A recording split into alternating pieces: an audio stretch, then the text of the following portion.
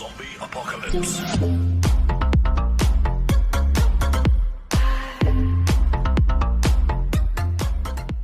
I will do the birch part. You're wanting me to put in the... You'll do the pale oak. And I already have kind of an idea. So, inner wall will go around the windows and around the doors.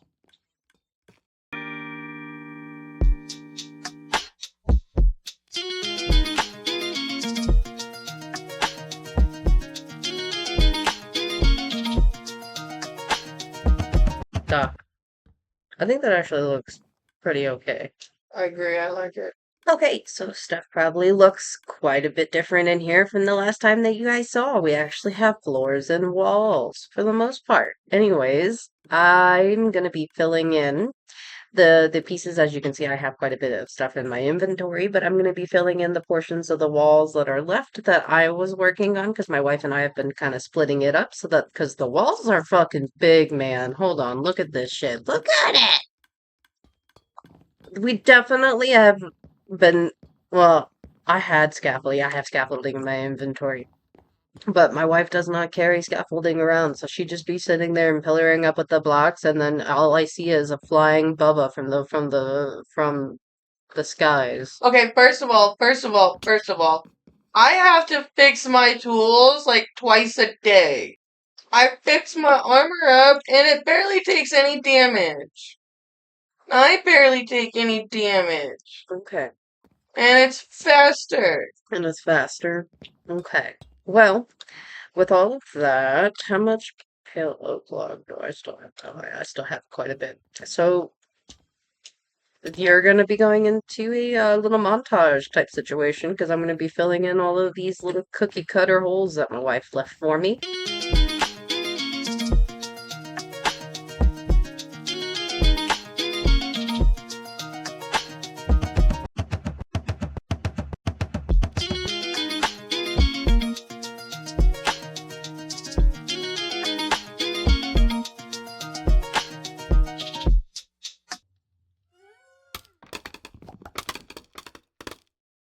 Done. Same these windows are done.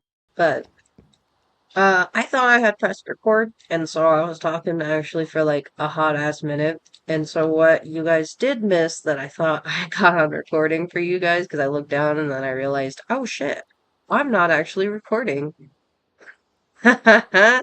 Anyhow, as you can see, we have the cherry wood that we made into cherry wood trapdoors to be the railing up the glorious staircase that we have.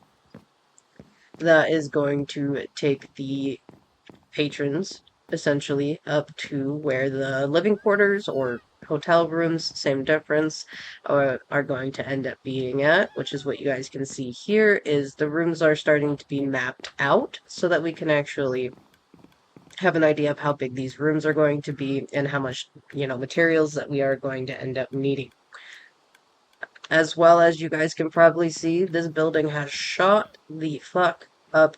It is huge. It is probably a biggest build on our base. So, but that is the loveliness that did end up accidentally getting missed because I can be a little bit derp, and I thought I pressed the record button. But again, I'm pretty sure we've all had that moment once or twice. What are we doing out here? Shush.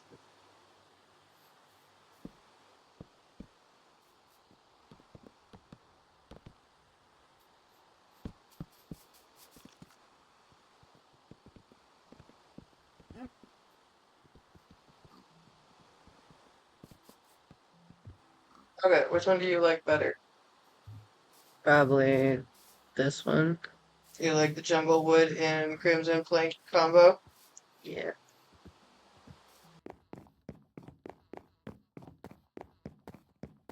You see all this space not covered by birch wood here in the front, the very front, and here on the sides where the tough inlining is at? It must have birch.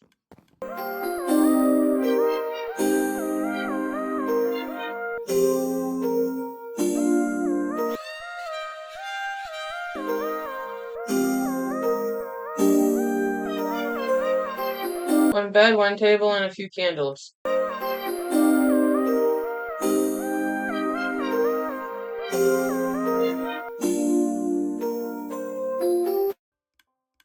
All right, so that was a lot of building. So a lot of it probably you guys didn't end up seeing because it was boring. And you know what? We didn't keep it into the actual full length. So let's go ahead and give you a nice little tour. As you can see, we have our friend Cheeto here. I did not invite this one. I don't know where he came from. He just is here and he lives here now. He's the spicy version of the Cheeto. He's a spicy Cheeto? He's a spicy Cheeto. Ah, okay, so he's the flaming hot Cheetos. Okay. Yes.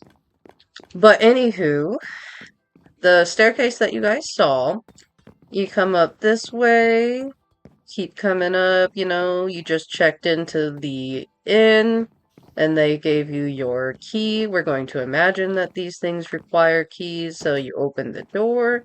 It's not a super extravagant room, but it would be something to stay in. You got a little table, some light, a bed. You do have a window with a pretty decent view if you ask me at least. And that's going to be for all of these rooms. So there is a total of 6 rooms, I believe. So there's the second room. The candles, we kept all the same color, but the beds are, for the most part, different colors. Oh, shoot, I forgot to put a table in here. We're gonna do that real quick. Good thing we always do a little walkthrough. Yeah, good thing we always do a little walkthrough. But there's that room that needs candles in there. I got it. Actually, I don't got it. I don't have any more candles. Well, then that room will just need to get candles later. I might have a torch I can throw in there just to make sure that nothing spawns in there. But, was it this room? Yeah. There you go. That works. It's just a torch in there for right now. Oh, Bubby. What? Look, uppies.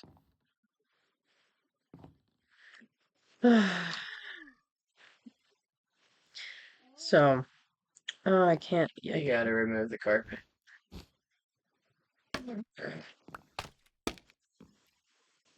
So, this is part of the stuff that we ended up having to do, but I accidentally missed a couple of pieces, so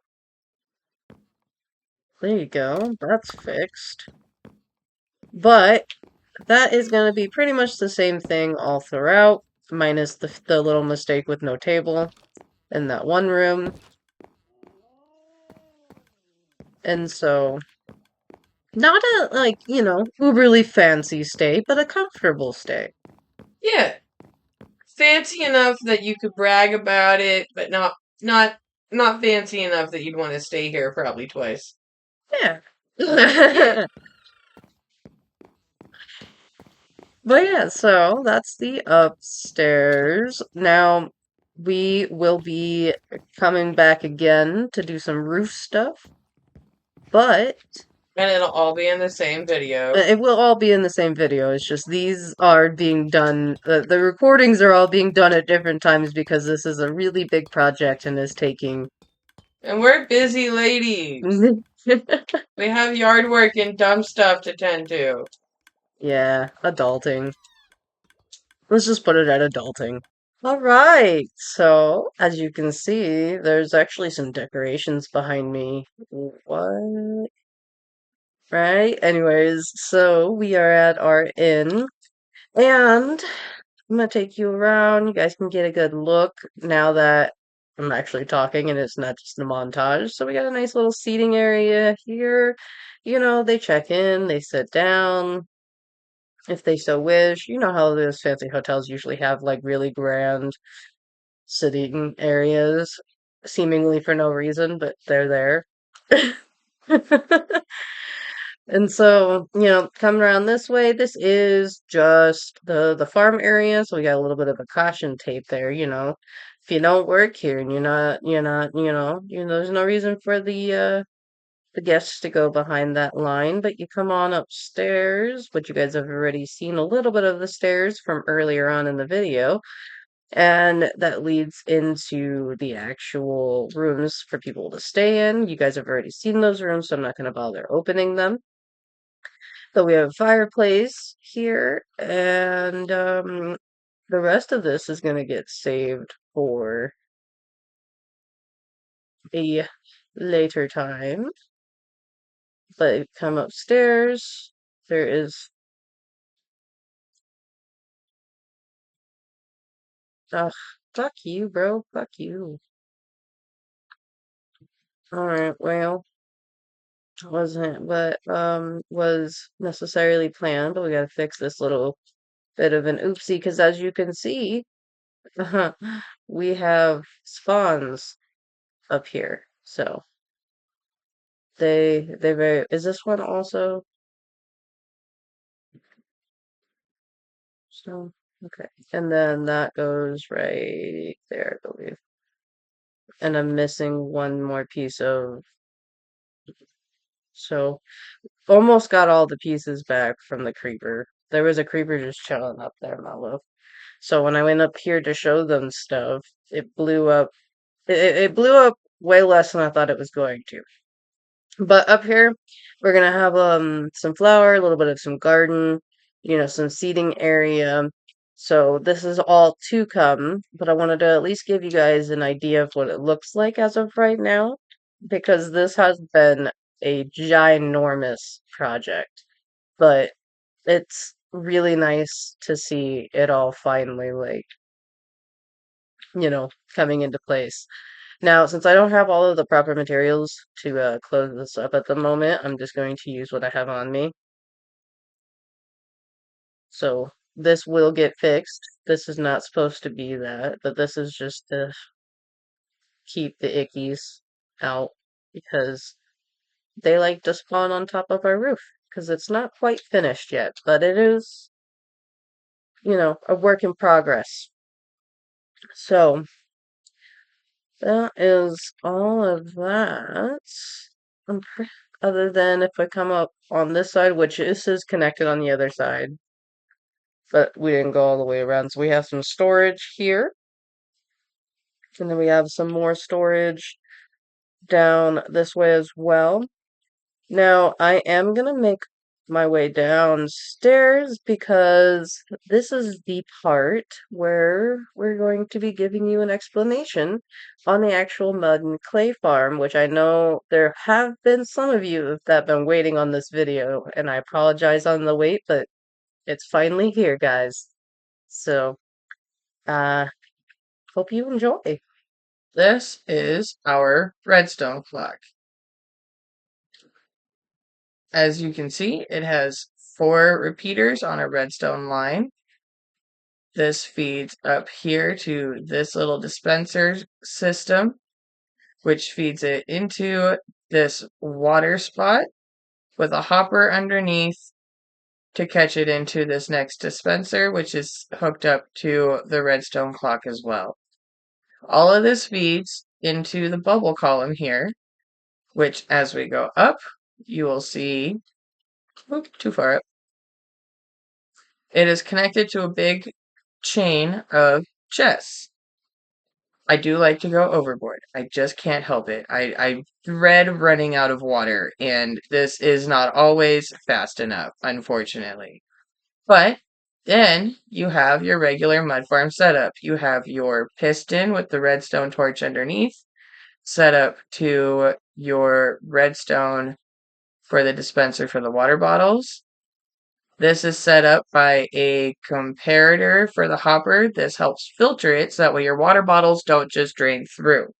This hopper is set up with 41 water bottles that are empty in the first spot and one individual item. It can be a stackable or non-stackable, but you want one of it in the other 3 spots for the hopper specifically. This is the connection line with the repeater and the torch that connect it all up, and then you have your wall of pistons.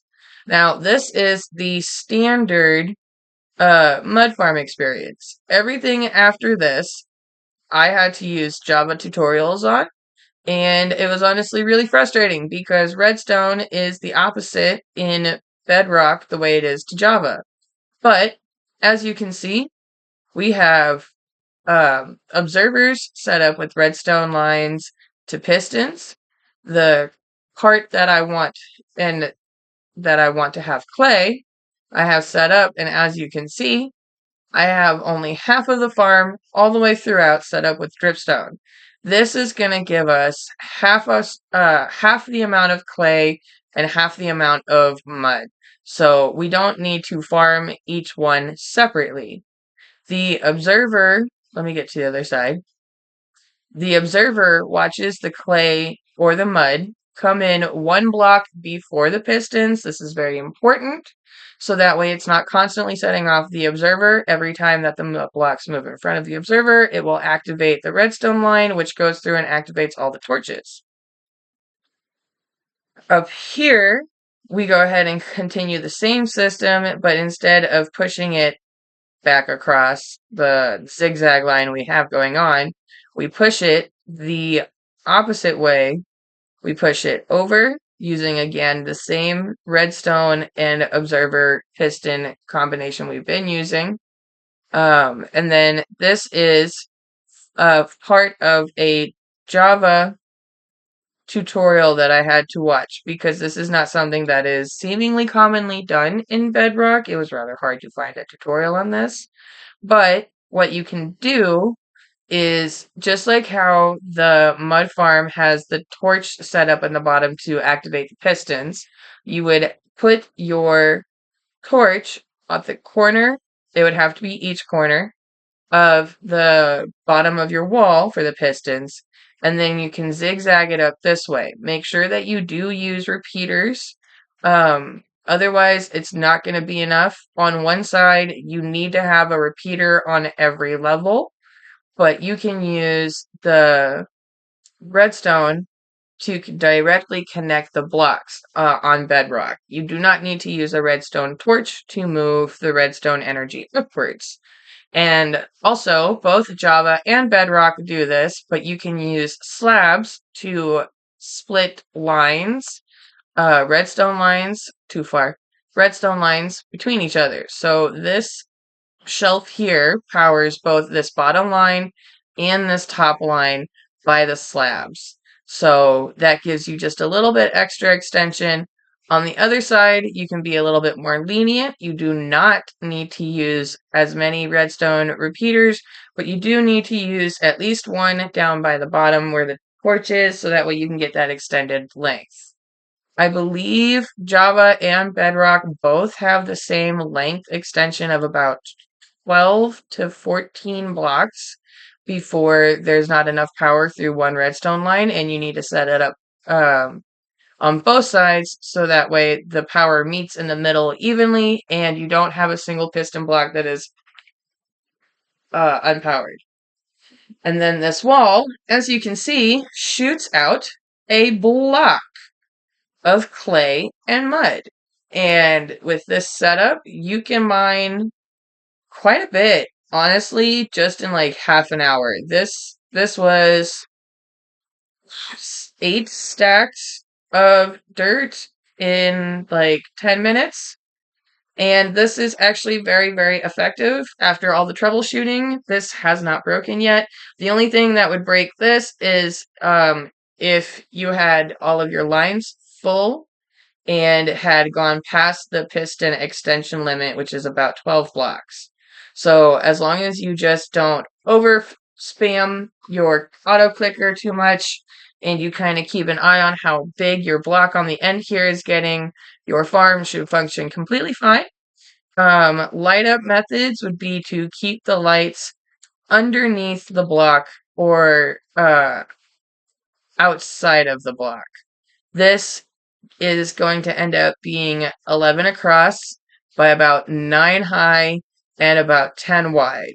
So you do get quite a good block size, but if you're not careful with your lighting, this is a perfect way to have mobs spawn around you and ruin your time, which we have had multiple times.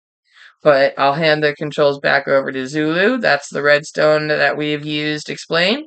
And if you need any further instructions, instructions on how many materials, that's perfectly fine. I'm happy to give that out. But it's pretty much whatever you use for your mud farm, you want to kind of go ahead and quadruple all that. Or maybe times that by 10.